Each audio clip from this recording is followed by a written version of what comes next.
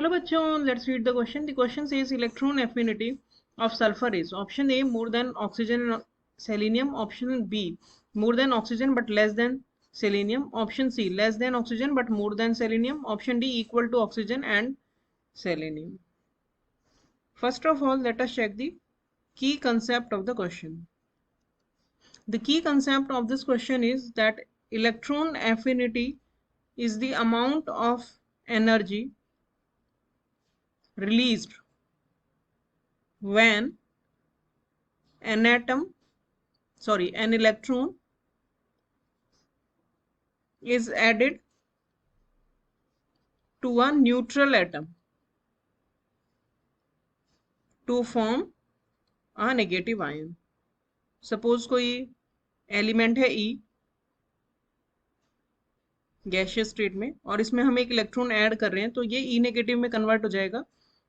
यहाँ पे जो एनर्जी रिलीज होगी ये एनर्जी को हम बोलते हैं इलेक्ट्रॉन एफिनिटी. अब हम इस क्वेश्चन का सोल्यूशन देखते हैं. तो जिस भी एटम को जितनी ज्यादा इलेक्ट्रॉन से अटैचमेंट होगी या एफिनिटी होगी या रिक्वायरमेंट होगी, उसकी इलेक्ट्रॉन एफिनिटी उतनी ही ज्यादा होगी.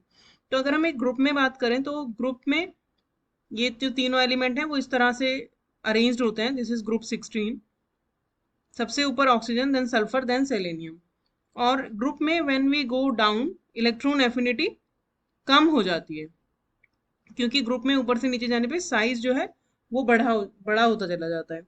तो साइज बड़ा होने से जनरली इलेक्ट्रॉन एफिनिटी कम होती है, क्योंकि इलेक्ट्रॉन्स जो है वो जो नया आया हुआ इलेक्ट्रॉन है वो न्यूक्लियस से काफी दूर होता है, तो उसके लिए इतनी एफिनिटी नहीं होती है. But oxygen has less electron affinity than sulphur.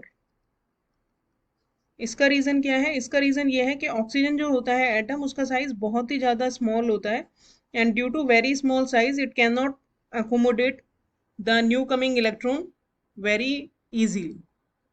तो ग्रुप में तो इलेक्ट्रॉन एफिनिटी कम होती है ऊपर से नीचे जाने पे, तो ये ऑर्डर होगा.